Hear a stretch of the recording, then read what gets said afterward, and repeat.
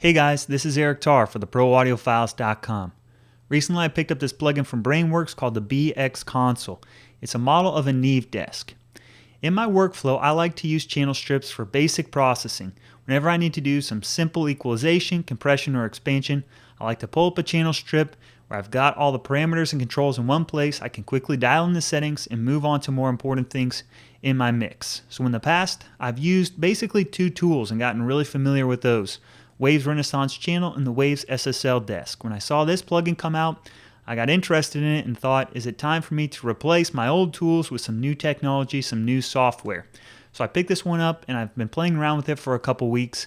What I decided to do for this video is mix a song using this plugin exclusively. No other plugins are used in this multi-track session, just the Brainworx console. So I'm not even using any kind of spatial effects or anything like that. It's just equalization, compression, and expansion. Then what I did is I created another multi-track session where I'm just using the Waves Renaissance channel.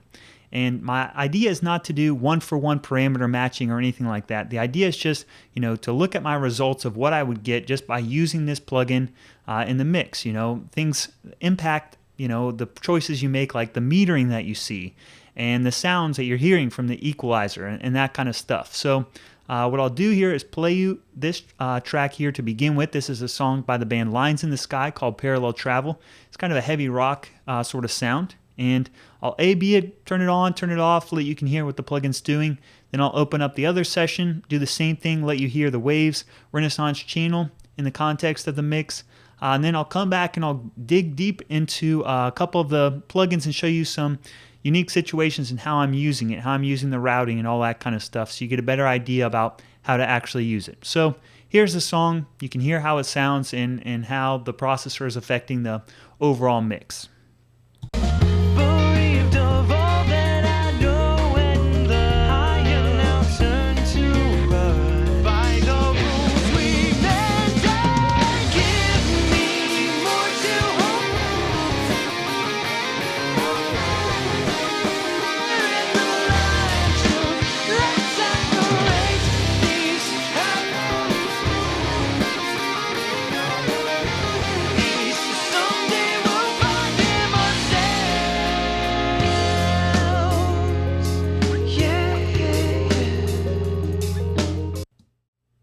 Now here's the same song in a multi-track session where I'm exclusively using the Waves Renaissance channel.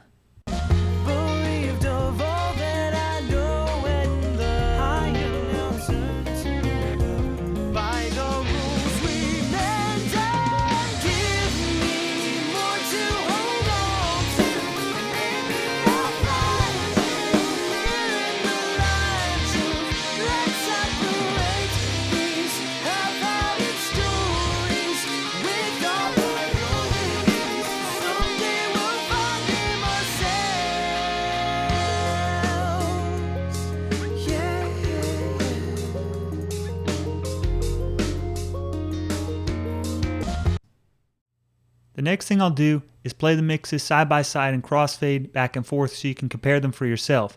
Now to my ears, what I hear is with the Brainworx plugin, the results that I ended up getting sound a little bit smoother in the mid-range and crisp on the top end, whereas the Waves Renaissance channel, they sound almost brittle on the top end. Now that might have just been a result of the mixing choices that I made, but I'll let you decide for yourself here.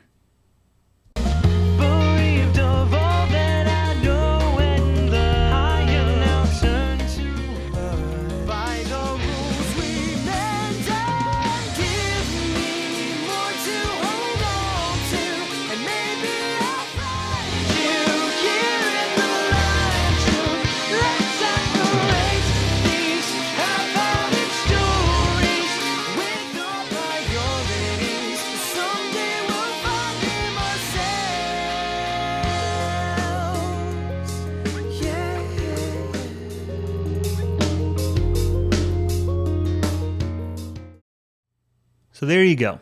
Another thing that I hear when playing them side by side is my drums really came out punchy with the Brainworx plugin. I didn't really achieve that with the Renaissance channel, even though I was stacking plugin on top of plugin and really tried to emphasize that. It just didn't come out as good as it did with the Brainworx plugin. So why don't we look at individual instances of the plugin? I can show you how I'm using it. Here's the one I've got on my kick drum. In this case, I've got the gate engaged. fast attack, fast release, really tightening things up. Then I've got the compressor with a pretty high ratio, slow release, and slow attack. The idea here is to compress more of the sustain. I love on this plugin how you really just have two choices. It's either fast attack to compress the transient or slow attack to let the transient go through. On the EQ, nothing fancy here. Beef up the bottom end, roll off some of the boxiness, and find that snap on the top. So that's the kick drum. On the snare, I'm doing two kind of things side by side. First up, I'm just, EQ, nothing going on here. I'm just using a fast attack to control level of the snare drum. Then in the second instance, this is where I'm using the gate to tighten things up, pull off the cymbals from this, the bleed from this track, and so on. Got a lot of the same kind of stuff for the toms. Over here on my room mic, this is where I'm using a high ratio. So I'm getting it closer to limiting and very fast release. So kind of a classic crushed room sound. Then on my drum bus over here, I've got two things going on. A little bit of equalization to sculpt it a little bit here. First one is low ratio with a slow attack. Then I use a high ratio with a fast attack. This one's acting more as a limiter. I have that going on in several different places. On my drums, then also here on my guitars, you see that this is acting as a limiter, just taking off maybe 1, 2, 3 dB maximum. So I like to use this plugin not just for basic compression, but also for bus processing and bus limiting. Over here on my guitars, using a lot of equalization. Hope you're able to notice that the guitars especially were kind of lifted up in the mix. That has a lot to do with the spectral processing. Simple, slow attack, kind of compression, usually a low ratio in that case. On the vocals, this is where you can do some pretty interesting routing. So I'm using the side chain here to implement a de-esser. So I've boosted up a lot of the top end, found where it's really sibilant. I'm emphasizing those things, and then I route that using this button here in the side chain over to the compressor. So now I'm only compressing on this instance of the plugin whenever there's those really, really bright sections, sibilant sections. So put the de-esser first, then my general purpose processing, low ratio here, pretty fast release. This is where my equalization is going on. My third instance that I've got stacked on top, turn the equalizer off. Now I've got the limiter. So now I've got different stages, different types of dynamics processing. All can be achieved with the same plugin, from de-esser to basic compression, and then also the limiting to really hold the level of the vocal out front. Same basic processing going on for the background vocals, and another limiter here, like I've shown you before, on my vocal bus, and then the music bus. So that's it. That's the Brainworx plugin. You can use it for all kinds of different stuff, from different types of dynamics processing, pretty powerful equalization, especially if you start to stack these on top of each other. So I'll play it out and let you hear now the mix going through the Brainworx console.